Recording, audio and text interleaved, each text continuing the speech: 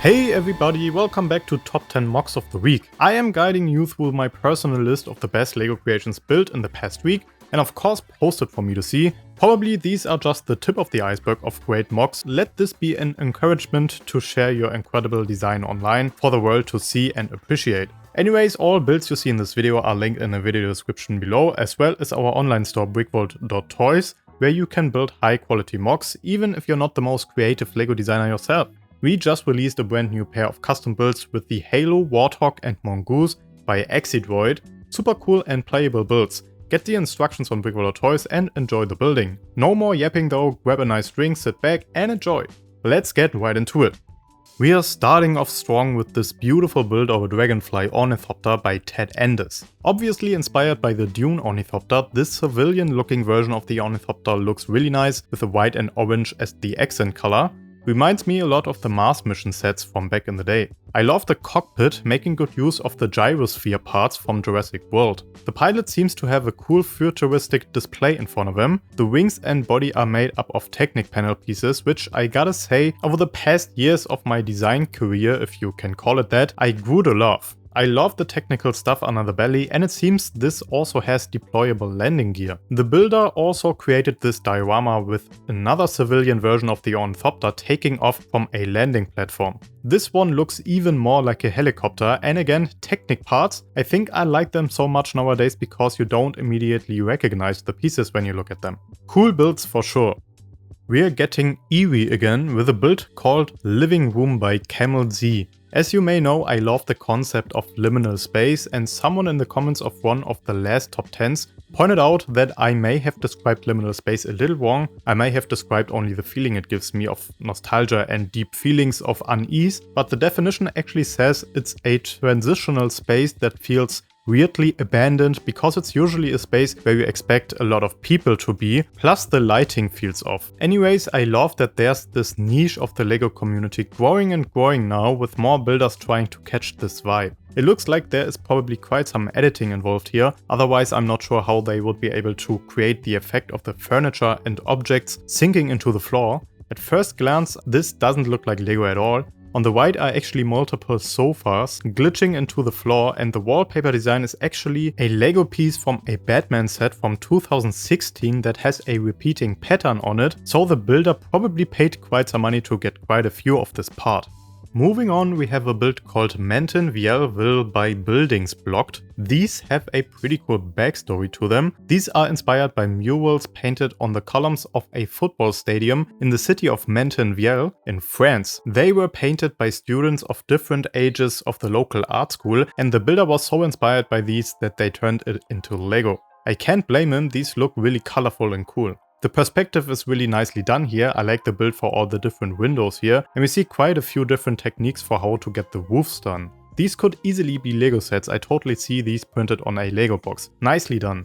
On 7th spot we have Lofoten Island by Nexattacked, a huge diorama of the Norwegian island in 1941. This build was inspired by a Battlefield 5 map and another mock by Pelego Bricks. The build stretches 6 feet across or 1.8 meters. There are so many nice details in this that it's impossible for me to capture everything in this small segment of the video, but to name a few, I love the door builds for the houses. The silos look nice. I like that the houses are placed at different angles here too. Generally this feels like something you would immediately pull your minifig out for and play in this, making up all your own different stories. I would have definitely gotten lost in here as a child, putting the World War II context to the side for a bit.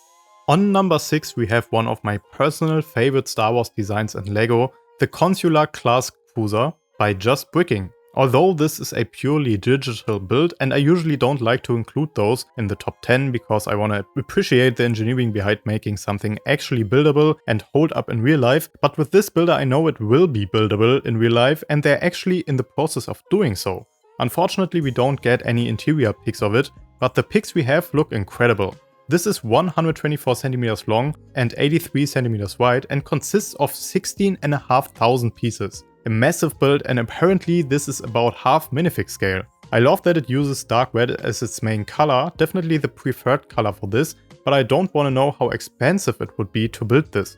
I love the build for the engines here too. They look spectacular, incredible model.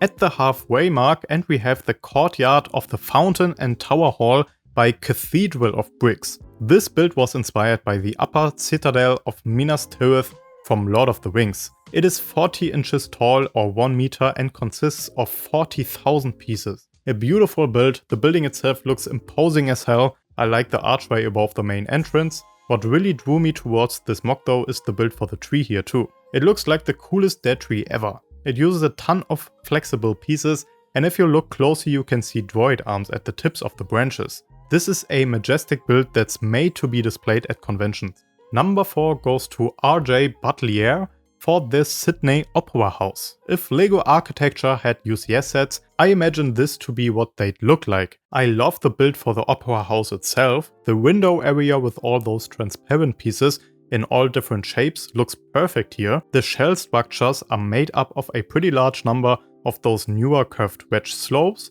They are the perfect piece to use here. The railing is made up using microphone parts, which is a nice parts usage, and the technique for the floor looks extra cool. I couldn't make out initially what piece is used here, but it's just a 1x1 quarter round tile put at 90-degree angles offset to another. Beautiful LEGO recreation of a beautiful building. Top 3 now, starting with Wild Imaginary Rest by Goatman461. This is one part of a Rebel collaboration that was not Star Wars themed at all, but now it got Star Warsified by Goatman. First off, this might be my favorite technique for landscaping. I love to see those different brick layers. Gives it a Minecraft kind of feel, which feels accurate for LEGO, I'd say. The star of the show here is the walker design though. You can immediately tell this is supposed to be Star Wars inspired, even though this walker is completely made up.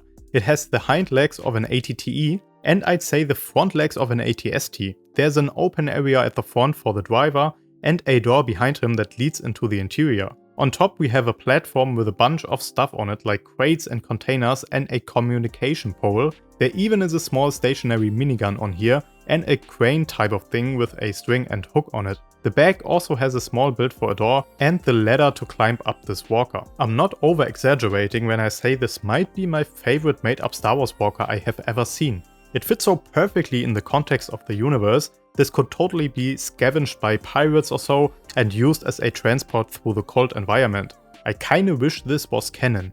Number 2 goes to Green RJ28 with Taking a Break. A sleeping dragon and its owner resting beside it. The dragon looks awesome in all blue and with the golden eyes. I like how the scales have been done on the snout with the teeth pieces. We also have these used on the tail. The body is made up of slopes but also Technic parts again, which I think work great here. The owner is kinda the real star of the show here though. The head uses again a Technic part that makes for the perfect head shape. The face looks a little eerie with the axle holes in the middle of the face, but I can ignore that for the perfect shape.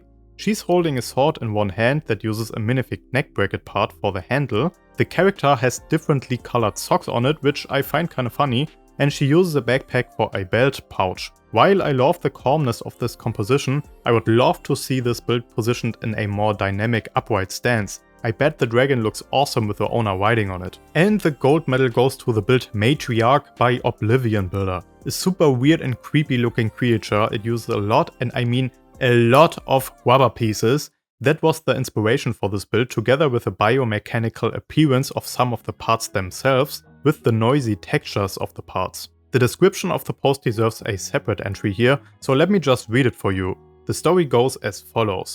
The machine of us all, and she wished to be pretty, with every day a new gift. A mask of marble, an elixir of eternal life, new joints, new. The machine does not deal in flesh. It does not understand flesh. And so it continued to give and give, marble beneath skin, metal beneath bone, until she began to turn.